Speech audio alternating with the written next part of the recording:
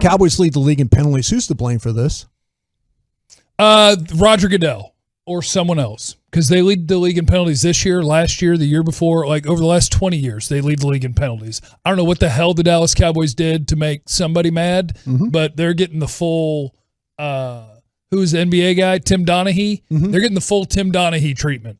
Over the last 20 years, the Cowboys are the most penalized team in the league. Yards, penalty numbers, versus the team you're playing that week, the Cowboys are the most penalized team. Somebody hates them. Football guys. That is insane. I think there is an anti-Cowboy bias just generally in NFL culture, and I'm not surprised that it trickles down to the officials. There have only been a couple of years where you've had a physical, intimidating defense. You know, it's not even like over the last 20 years, they've been Legion of Boom style that's just going to mug all these receivers and dare the officials to call everything. I mean, they bailed 5-10 yards back before they even started covering in the Rod Marinelli years. So it makes no sense to me. I think you can look at things that you did to yourself, but the 4 first downs, especially the last one. Yeah. Like, all you have to do is run a streak, and then if the receiver turns and the ball is in the air, just slow down and put your hands up. The corner doesn't even have time. And on that call, Brown did a nice job holding up. Yeah. There should not have been a PI there. There was a lot more contact against Gallup on 2 occasions in the end zone the previous week. Do you blame the Cowboys, though, a little bit the last couple of weeks that they haven't taken advantage of penalties or of the way officials were reffing games? In the Kansas City game where there were no calls, in this game where it was overly officiated? I guess in theory, yes, they missed opportunities, but if the Cowboys did what the Chiefs did, maybe they get called for it. And it's not actually a missed opportunity because we've seen in games where there's certain things the other team can do to your receivers that you can't do to theirs. So it's very strange. It's very strange. Yeah, I think it's a tough game to officiate. I do want to acknowledge that. And sometimes, like, bad luck can happen. That was the first game in a long time where I'm like, holy crap. You know, the kicker missing, but also the flags. Yeah, I just kind of feel like, though, that this team, they always talk about the officials and they always talk about the penalties. And it seems to be a constant problem. And I don't know if this team's disciplined enough to, not to avoid penalties. Whether it's the hold. I mean, they get a touchdown taken off the board on a Tyron Smith holding call. Yeah, it was bad. And that's the kind of stuff that gets you beat. So I wonder, players, coaches, front office. I mean, if you want to say a bias, I don't know. But, man, I tell you, something needs to change because they get penalized way too much. Yeah. Way too much for a football team. I think Jerry needs to use his checkbook here to intimidate the league office a little bit. Like, I'm going to be a lot less willing to save your ass with ratings bonanzas and be flexible and do all this stuff if we can't get at least a fair shake. The holds against Micah Parsons the previous week that weren't called, much worse than Tyron's. Yeah, there's something going on there, but they need to get that situated right now. Are the Cowboys who we thought they were? Are the Cowboys who we thought they were? Yeah, I think they're still really good, and they're going to be back. They're amazing. They're an amazing football team. They're hurt, and some bad luck has hit them. A lot of things have compounded here midseason, but I have full confidence. Give this thing 3 weeks, and we're going to look back on this as the unfortunate time when you had 4 or 5 really good players out. Who we thought they were to begin the year, or who we thought they were 4 or 5 weeks ago? The beginning of the year. No, they're better than who we thought they were. I think at the beginning of the year, they may end up with the same win total. Because I think at the beginning of the year, I picked 10 or 11 wins. And I think they'll be an 11-win team. But this defense is better than I thought they were. And the offense, I haven't seen this week. I'm sure they moved down. But they were number 1 in points, number 1 in yards. So it is really good offense, maybe good defense. So no, they're better than we thought they were. They're just in a weird stretch right now where they've played like crap some. They've had some of their most important players not available, and it's caught up. It'll get back on track this week, even without their coaching staff, when they thump the Saints. Okay. More excited to have Tank back or those wide receivers? Oh, wide receivers. Offense. We love offense.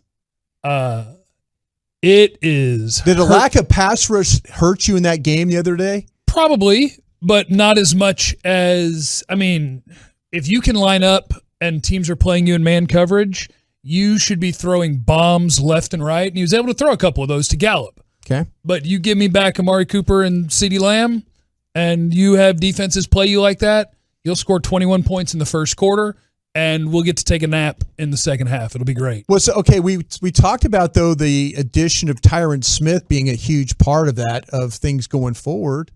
Did that really help, or was that? Yeah, he had 33 points.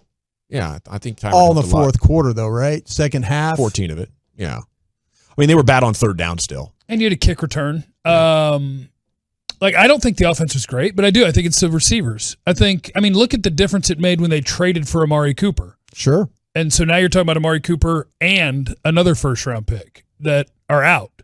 That is a massive strength of your team. And when you don't have them, life is not as much fun. There's a lot of plays where they had plenty of time to throw, but there was nowhere to throw it. But have we learned not having a pass rush also sucks for this team? Sure. Big time. Not as much as, but it's 2-1. It's Tank Lawrence versus my two number one receivers. That's $20 million versus $20 million plus a first-round pick. I think they've shown they can play decent defense without Tank and Randy somehow. It's amazing. And I'm excited to get those guys back. I really am. But I think Amari's absence is what gives that Vic Fangio blueprint a little bit of teeth. You have a guy that can eviscerate it. Come on, let's go. Right? Yeah. Oh, touchdown. Happened again. And all of a sudden they're out of that, and they don't have another player. They have satisfactory players who can find space when Amari Cooper's out there being such a threat. I'm interested to see if the Saints walk up on these guys, because the Saints, I'm going to watch that film tonight. Lattimore will. Yeah, that's what I'm saying. I'm interested if they can walk up on you and say, you're not good enough to get away from us. That looks like that's kind of a problem right now. Mm-hmm. So, anyway.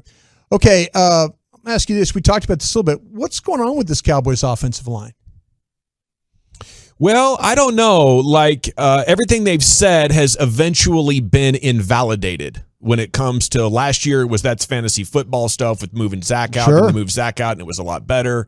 Now they're doing weird things at right tackle, left guard. Continuity's not important. So continuity and fantasy football have been buzz terms in their answers over the last 2 years, and then they went back on them.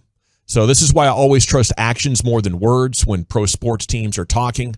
They're trying to manage things that they don't want us to know about, or they don't want the opposition to know about. And I'm fascinated to know who Lyle Collins ticked off. Yeah. Because there's nothing that justifies what's going on here. I thought if they were mad at him, that should have been resolved with the unofficial suspension when he comes back from the bribe thing. But here we are now, and I'm starting to wonder, whoever is making decisions at the offensive line, he's got to be really, really good at other parts of his job, because he's just flying off the seat of his pants here and doing really weird bits with teachers' pets. Yeah, I think the offensive line part of it is kind of tough. I'd be curious to go back and look and see, since they started off being able to run the ball really well, I think teams have focused on that more. So that's part of it in terms of defending you. Yeah, and that's also coincided with the time when either your receivers were hurt or not available. So maybe it's just perfect storm of awful. So what would that be? The worst storm? Maybe some of it's that. And I would be curious to see, because it doesn't feel like their offense has really gotten into a flow in any of these games. There's been too many 3-and-outs, drops, penalties, whatever, where you can never really get rolling. The one thing that got them going was pace. When they're always good in tempo. Yeah, when they play in tempo, they're a better team. Yeah. Yeah, and I wonder, when you're not able to really get much going, has it affected how creatively they're calling games? Because this is just top of my head, not any sort of film study. I don't feel like we've seen as much of the right tackle is pinning, you're bringing pullers around, you're doing misdirection, we're motion at the snap. I don't feel like you've seen as creative attempts to run the ball as you did early. I agree with you on that. To me, I don't know why they're playing one guy 71 snaps and the other 3. And I don't know why you're waiting to week 12 to all of a sudden start shuttling guards and tackles and stuff like that. And especially on a short week, and your coach is not around, your offensive line coach is not around. Well, what's going on with that? Yeah, that's weird. I can't that to me. I can't put my finger on. I could say that they're mad at Lyle Collins because they probably felt like he was a selfish guy and what he did. But I can't. You can't give me a good enough reason why you're shuffling linemen on a short week and your offensive line coach is not available. Don't. Any answer you give me, I'm not going to believe you.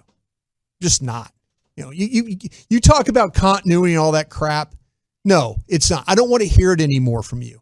Yeah. I really don't. Yeah. It's like the whole thing with the penalties. It's like the whole thing with the field goal kicker. You know, that guy misses 46%.